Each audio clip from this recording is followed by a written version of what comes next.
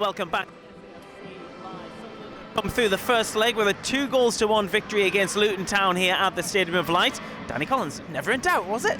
Well, after about 12 minutes it was, wasn't it? But no, I think, again, we're just saying there, credit to the boys, reacted well, crowd stayed with the boys as well. Well, that's why I want to start our conversation in the post-game programme, because you feel that when Sunderland equalised, I didn't feel like Luton reacted then.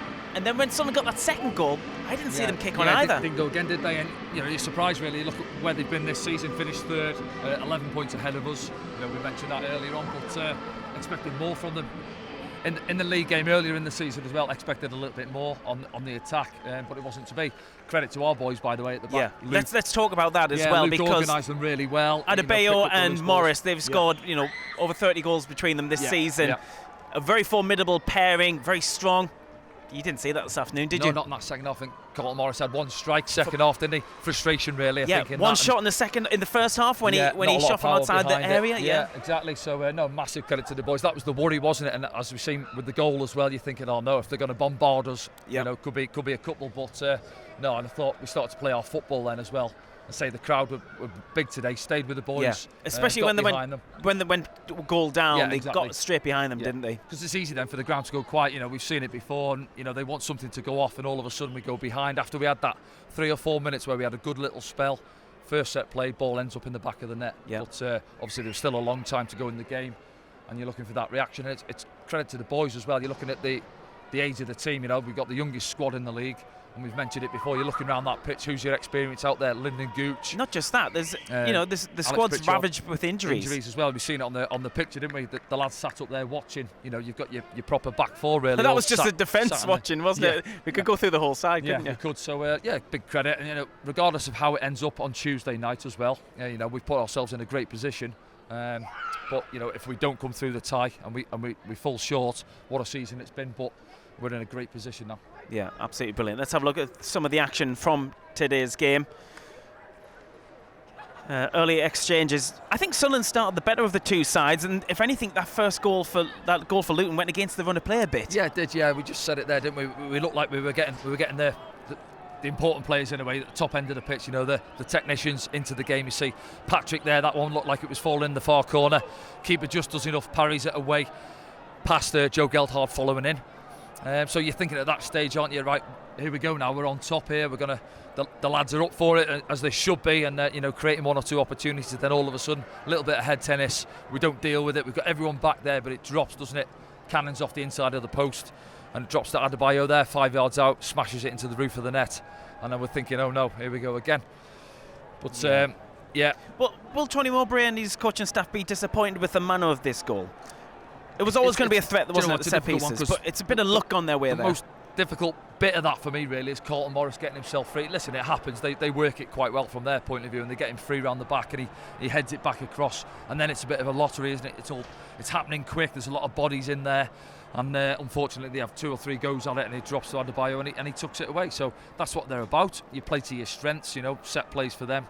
As you said there, they got 30 odd goals between the two of them this year, and they're a handful for any defence in the league.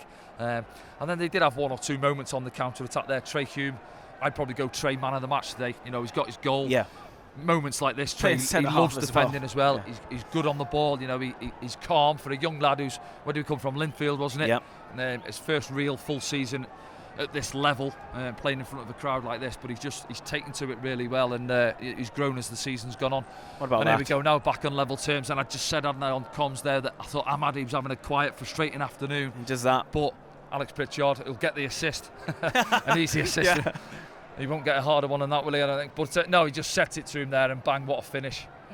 Keeper no chance, is it? Far corner, and Tony Mowbray enjoyed it as much as any of the 46,000 Sunderland fans in the stadium. Yeah, look at that. Great celebrations from the gaffer there. And he'll be happy overall, won't he, with everyone's performances today? I mean, you couldn't pick a poor performance, Yeah, no, could you? not really. Everyone dug in, everyone put a shift in as well. And you expect that as business end of the season, what's at stake, a place in the Premier League at the end of the day. But no, they did. And it's just the younger lads. Ekwar, I thought, again, excellent. He's getting better and better. Last week I gave him man of the match down at Preston. He was up there again this afternoon, controlled a lot of the play in the middle of the park. His composure showing now because he's getting a run in the team. And then Patrick in that second half as well was fantastic, wasn't he? He just his quiet spells in the first half. He gets a little bit frustrated, but no, he keeps going, Patrick. He's like that little Duracell bunny, isn't he, for 90 minutes or 85, whatever he played this afternoon. But here we go now into that second goal now, and the all-important goal, isn't it? We work it from that short corner, because I think we're almost afraid at this moment in time of putting the ball in the box because we're not the biggest. So we work it short, and then Jack just wraps the ball in there, and that's it. Height doesn't really come into it there. It's just about putting the ball on the money, a little bit of movement, and that's all it is from Trey. Just gets across his man at the near post there, paces on it, he just guides it into that near post. The gaffer enjoyed that one as well. Yeah, and Trey certainly enjoyed that one. I think we mentioned it, didn't he? Got his goal the other week. I think it might have been Birmingham, was it? I'm not sure. Yeah, it was just before half definitely time. At home, yeah. We were at the goal down, weren't we? So it was like get back and try and get another one after that. But that one today there puts us in front 2-1. I can imagine what he's feeling there. Yeah. Great feeling for him.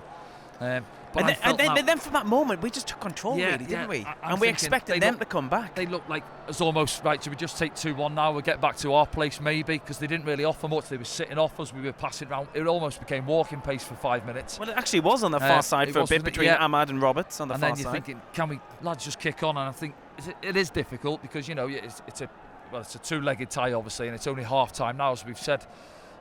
So at the bench thinking, are they sensing it and sniffing it? Can we go and get that third, put the game to bed here? Yeah. And then we've got that 2-goal lead going down to Kenilworth Road. But you take 2-1 every day of the week, and maybe we could have kicked on. The Maverick players at the top end of the pitch, can they do a little bit more, go and get the second? But listen, for the team who finished third, we've gone up against them today. I thought we were the better team. Yeah, they were out on their feet for a bit as well, weren't they? The likes of Pritchard and Roberts ran themselves right into the ground, didn't they? So much so they had to be replaced. You're hoping that's just a bit of cramp towards the end of the game. A few of their boys going down. They never as well. stopped. Sometimes it's the occasion. A lot of people say, well, fixtures down at Wembley, how many players do you see going down? And I think players are only human at the end of the day. Yeah.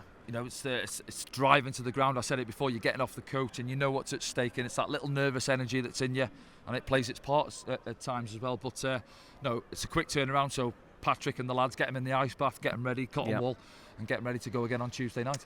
All right then. I wonder if we have any fan reactions here on SAFC Live. We're going to throw them up for you. Look at that one, lads in Virginia. Look at that, enjoying the game around the world. This time in North America. And this one comes in from Dave. It says, do you think TM will sit back on a 1-goal lead or attack in the second leg? From Dave in Malaysia. Thanks for tuning in, Dave.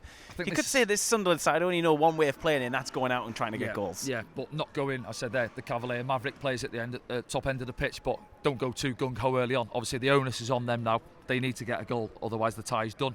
It's at their place, their crowd will be on to them. If they don't settle in early on, if we're controlling the game, they'll get a little bit edgy and they'll be on top of them, I'd imagine.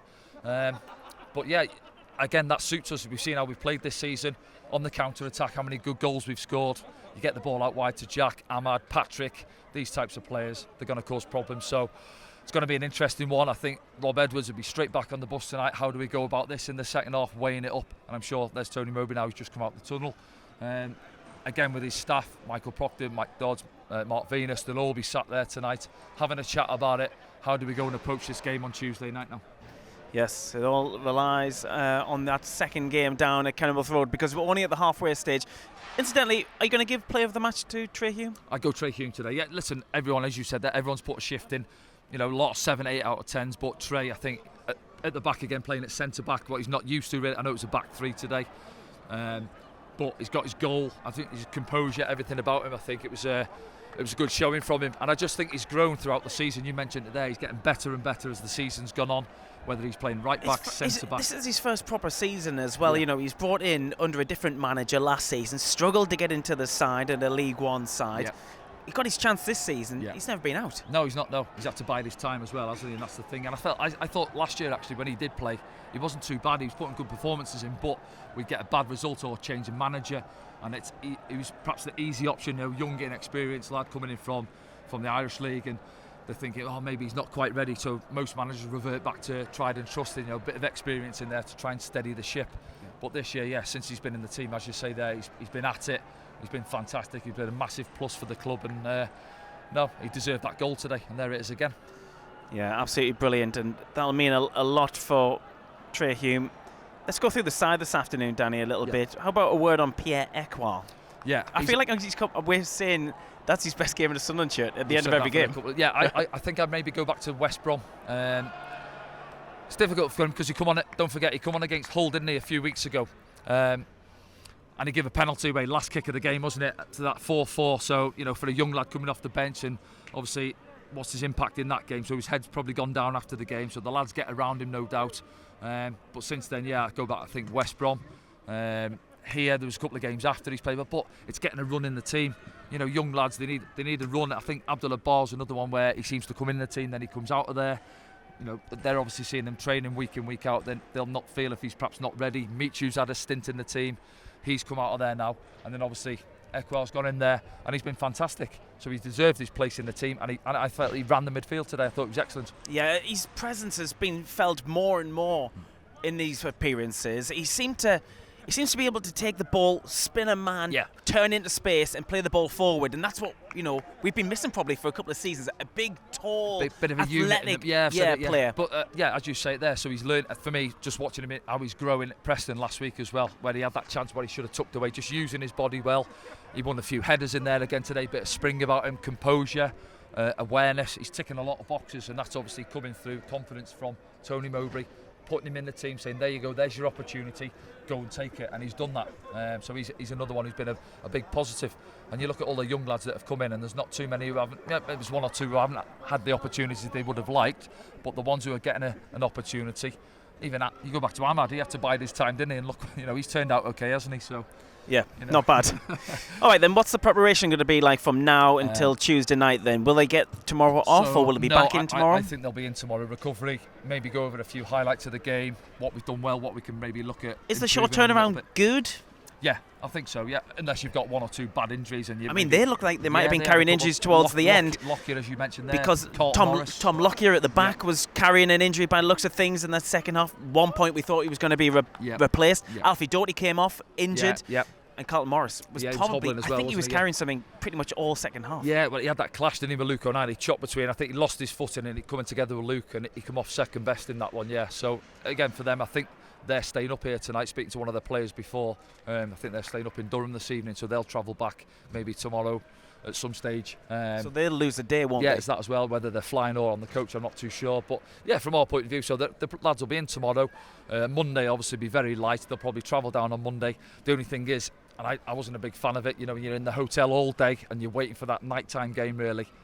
Obviously, the lads will have a little afternoon sleep, get prepped up, and let's get ready to go again. Yes, we will be going again on Tuesday evening. A 7:30 start for us because it's an 8 p.m. kickoff down at Kenilworth Road. Danny, only halfway stage. The players in there, the manager, he'll be telling that to the players, won't he?